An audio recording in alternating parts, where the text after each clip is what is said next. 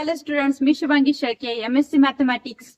आजपासून आपण सुरू करणार आहोत महाराष्ट्र स्टेट बोर्ड 10th स्टँडर्डचा first chapter linear equation in two variables. तर ह्या चॅप्टर मध्ये आपण काय बघणार आहोत? फर्स्ट म्हणजे आपण बघणार आहोत लिनियर इक्वेशन म्हणजे काय, त्यानंतर सायमल्टेनियस इक्वेशन म्हणजे काय, थर्ड पॉइंट असणार आहे graphical method to solve the simultaneous equation. Okay, simultaneous equation solve करण्याच्या फर्स्ट आपण दोन मेथड बघणार आहोत, इलिमिनेशन आणि सबस्टिट्यूशन. ओके, थर्ड वन म्हणजे ग्राफिकल मेथड, त्याच्यानंतर डिटर्मिनंट आणि डिटर्मिनंट सॉल्व्ह कसा करायचा, डिटर्मिनंट वर डिपेंडंट क्रॅमर्स रूल. ओके, म्हणजे आपण बघणार किती method, elimination method, substitution method, graphical method आणि क्रॅमर्स रूल. आणि लास्ट पॉइंट आपला असणार आहे application of the linear equations. तर स्टुडंट, आपला फर्स्ट टॉपिक असणार आहे लिनियर इक्वेशन. 9th स्टँडर्ड मध्ये आपण काय बघितलं, लिनियर पॉलिनॉमियल बघितलेली. लिनियर पॉलिनॉमियल म्हणजे काय, तर एखादी पॉलिनॉमियल असेल 4x+3, ही पॉलिनॉमियल असेल लिनियर कशावर नाही, कारण की तिचा जो असणारा जो पॉवर आहे तो किती आहे, 1. ओके, तर आता आपल्याला काय बघायचंय, इक्वेशन बघायचं. ही जर पॉलिनॉमियल आपण जर इक्वेट केली 0 ला, तर हे काय होतं, इक्वेशन होतं.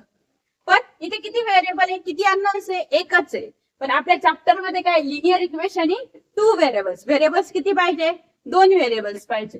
म्हणजे सपोज 4x+3y = 0. ओके, किंवा इथे कॉन्स्टंट पण घेऊ शकतो, 4x+3y = 7. ओके, हे काय झालं, linear equation in two variables झालं.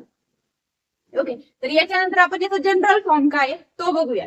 जनरल फॉर्म काय असणार आहे, जनरल फॉर्म आहे ax+by+c = 0. मग यामध्ये एक्स आणि वाय काय असणार आहे, अननोन्स असणार आहे. ओके, व्हेरिएबल्स आहेत, एक्स आणि वाय काय आहे, व्हेरिएबल्स. आणि ए, बी आणि सी काय असणार, कॉन्स्टंट असणार आहे. ते कोणतेही रिअल नंबर, रिअल नंबर्स असणार आहे. ए, बी, सी काय असणार आहे, रिअल नंबर्स.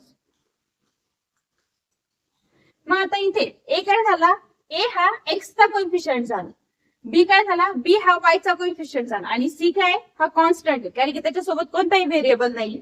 ओके, जर आपण हेच इक्वेशन कसं लिहू शकतो, ax+by =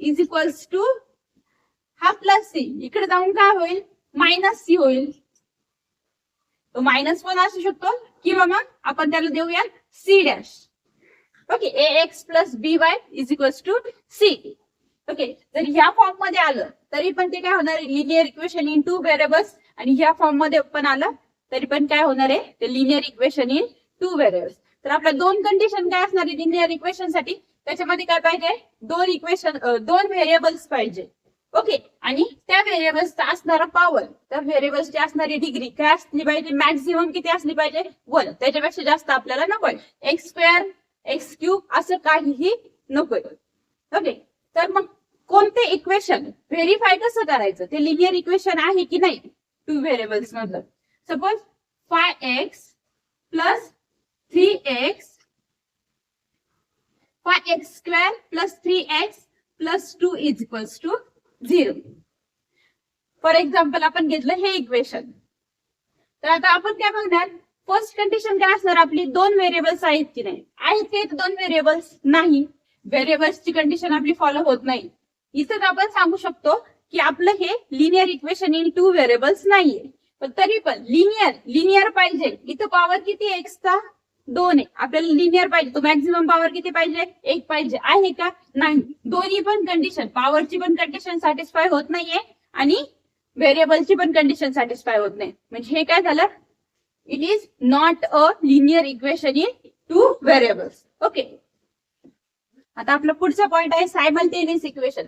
सायमल्टेनियस इक्वेशन म्हणजे काय, 2 लिनियर इक्वेशन एका सोबत एक येत आहे, एकानंतर एक येत आहे, म्हणजे ते काय झाले, सायमल्टेनियस इक्वेशन. ओके, आता सायमल्टेनियस इक्वेशन सॉल्व्ह कसे करायचे, त्याच्यासाठी 2 मेथड असणार आहे, एक तर इलिमिनेशन मेथड किंवा दुसरी काय असणार आहे, सबस्टिट्यूशन मेथड.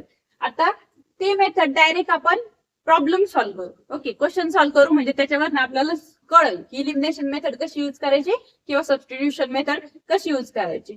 बुक मध्ये सॉल्व्ड एक्झाम्पल्स दिलेले आहेत, ते आपण घेणार नाही. आपण डायरेक्ट प्रॅक्टिस सेट कडे जाणार आहे. जर सॉल्ड एक्झाम्पल्सचं जर तुम्हाला एक्सप्लेनेशन पाहिजे असेल तर तुम्ही मला कमेंट करू शकता, ते एक्सप्लेनेशन पण दिलं जाईल. पण आता आपण डायरेक्टली प्रॅक्टिस सेटचे एक्झाम्पल बघूया.